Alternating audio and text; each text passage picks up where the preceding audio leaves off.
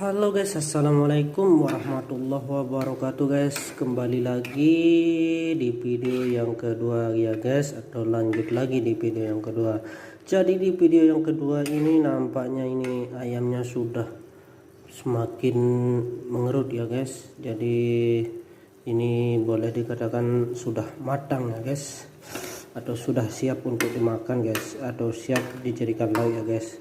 Buat teman-temanku yang belum subscribe, silahkan di subscribe di channelnya Awain Channel ini ya guys, agar tidak ketinggalan video-video terupdate dari Awain Channel ini ya guys, agar channel ini bisa berkembang dan bisa membagikan video-video menarik tentang memasak ini ya guys. Oke guys, terima kasih, sekian dulu di video yang kedua ini, kurang lebihnya mohon maaf ya guys.